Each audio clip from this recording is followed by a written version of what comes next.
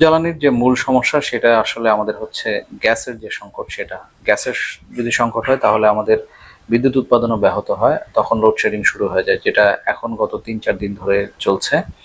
Gas সরবরাহ কম হওয়ার কারণে বিদ্যুৎ কেন্দ্রগুলো প্রয়োজন অনুযায়ী বিদ্যুৎ উৎপাদন করতে পারছে না, যে কারণে হচ্ছে বিভিন্ন এলাকাতে বিশেষ করে গ্রামাঞ্চলে লোডশেডিং বেড়ে গিয়েছে। তো আমাদের মূল যেই জায়গাটা হাত দিতে হবে সেটা হচ্ছে আসলে গ্যাসের যে সংকট, সেই সংকটটা আমাদের সমাধান করতে হবে। এই গ্যাসের সংকট কিন্তু আজ যে শুরু হয়ে গেছে বিষয়টা সেরকম না, এই সংকটটা আরো অনেক আগে থেকেই চলে আসছে। গত প্রায় 7-8 বছর ধরেই আমরা শিল্প মালিকদের কাছে এই সংকটের কথা শুনে আসছিলাম। তারা প্রয়োজনীয় গ্যাসের চাপ পাচ্ছিলেন না। এই সংকটের ভিতরেই তারা কোনোভাবে ম্যানেজ করে এই শিল্প চালিয়ে যাচ্ছিলেন। তো বর্তমানে যেহেতু এলএনজি টার্মিনাল নষ্ট হয়ে যাওয়ার কারণে সংকটটা আরো বেশি তীব্র হয়েছে। এই এলএনজি টার্মিনাল থেকে আমাদের প্রায় 17% গ্যাসের সরবরাহ আসে। তো এই যে গ্যাসের সংকট, এই সংকট সমাধানের জন্য আমাদের হাতে মানে ইমিডিয়েট কি টুলস আছে যেটা আসলে আমরা ব্যবহার করতে পারি।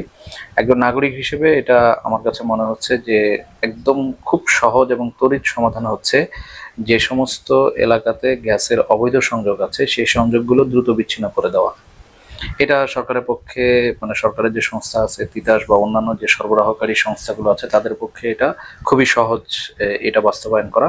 সেগুলো বিচ্ছিন্ন করে দিলে নিঃসন্দেহে সেখান থেকে একটি বড় অংশের গ্যাস সাশ্রয় হবে, যেটা আমরা আমাদের শিল্প এবং বিদ্যুৎ উৎপাদনে ব্যবহার করতে পারবো।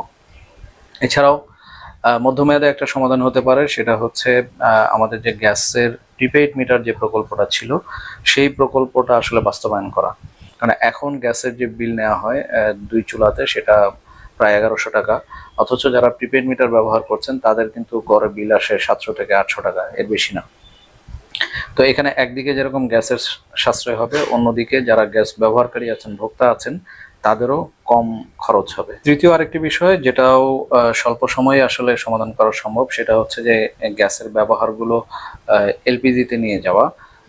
এই যে রান্নার যে গ্যাস ব্যবহার হচ্ছে, চাইলে সরকার পাইলট হিসেবে 1 থেকে 1.5 মাস বা 2 মাসের ভিতরে বিভিন্ন এলাকা সিলেক্ট করে দিতে পারে। বিশেষ করে উচ্চবিত্ত এলাকা যেগুলো আছে বড় বড় শহরগুলোতে, সে সমস্ত উচ্চবিত্ত এলাকায় কুকিং এর জন্য মানে রান্নার জন্য যে গ্যাস ব্যবহার হচ্ছে সেটা বন্ধ করে দিয়ে সেখানে এলপিজি বাধ্যতামূলক করতে পারে। এইটা আসলে মানে অনেক বেশি কঠিন কোনো বিষয় না, শুধুমাত্র একটা সিদ্ধান্তের অপেক্ষা। এই যে প্রাকৃতিক গ্যাসের যে ব্যবহার, এই ব্যবহারটা ধীরে ধীরে আসলে এলপিজিতেই নিয়ে যেতে হবে। কারণ যেহেতু আমাদের অভ্যন্তরীণ যে গ্যাসের মজুদ আছে এই মজুদ প্রায় কমে যাচ্ছে, সামনে আগামী 10 বছর পরে এটা আরো অনেক কমে যাবে। এর ভিতরে যদি আমরা সমুদ্রে সঠিকভাবে গ্যাস উত্তোলন করতে না পারি তাহলে হচ্ছে আমাদের এই সংকটটা আরো তীব্র থেকে তীব্রতর হয়ে যাবে। বিদ্যুতের যে অবৈধ ব্যবহার, সেই ব্যবহারটা আমাদেরকে বন্ধ করতে হবে। এখানে বিদ্যুতের অসংখ্য অবৈধ লাইন আছে, আমরা জানি সারা দেশ জুড়ে, রাজধানী সহ। তো এই লাইনগুলোকে এনিহাউ বন্ধ করতে হবে, এটাও খুব সহজ সমাধান। চাইলেই 15 দিনের একটা নোটিশ দিয়ে সরকার এরপরে এই অবৈধ লাইনগুলো ডিটেক্ট করা খুবই সহজ এবং সেগুলো বন্ধ করে দিতে পারে। এখন কথা হচ্ছে যে সরকার এখানে হাত দিবে কিনা, এটা হচ্ছে বিষয়। আরেকটা বিষয় হচ্ছে যে ব্যাটারি রিক্সা, রাজধানী সহ সারা দেশ জুড়ে ব্যাপক হারে ব্যাটারি রিক্সার বিস্তৃতি হয়েছে। এই ব্যাটারিগুলো চার্জ দেওয়ার জন্য বিপুল পরিমাণ বিদ্যুৎ খরচ হচ্ছে। তেজগাঁও ইন্ডাস্ট্রিয়াল এরিয়াতে যদি আপনারা দেখেন, বিভিন্ন অলিতে গলিতে রিক্সার প্রচুর গ্যারেজ আছে এবং প্রত্যেকটা গ্যারেজে আপনি দেখবেন যে অবৈধ এই সংযোগ দিয়ে, বিদ্যুৎ সংযোগ দিয়ে সেখানে হচ্ছে এই রিক্সাগুলোকে ব্যাটারি চার্জ দেওয়া হয়। তো এরকম দেশ জুড়ে আরো অসংখ্য আছে। তো এই জায়গায় যদি হাত দেওয়া যায়, বিশেষ করে যেখানে কেন্দ্রগুলো আছে, গ্যারেজগুলো আছে, গ্যারেজগুলোকে আইডেন্টিফাই করে সেখানে যদি অবৈধ সংযোগ থাকে বিদ্যুতের এবং তার মাধ্যমে যদি এই রিক্সাগুলো চার্জ হয়ে থাকে, সেই অবৈধ সংযোগগুলো কাটার ব্যবস্থা করতে হবে। আমরা যদি বিদ্যুতের সাশ্রয় করতে পারি তাহলে সেখানে আমার কম গ্যাস লাগবে বিদ্যুৎ উৎপাদনের জন্য, তখন আমার এদিকে গ্যাসের সাশ্রয় হবে।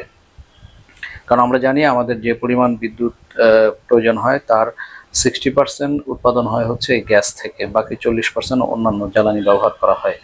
তো তার মানে হচ্ছে এখনো আমাদের দেশের বিদ্যুৎ উৎপাদন ব্যাপকভাবে গ্যাসের উপর নির্ভরশীল হয়ে আছে।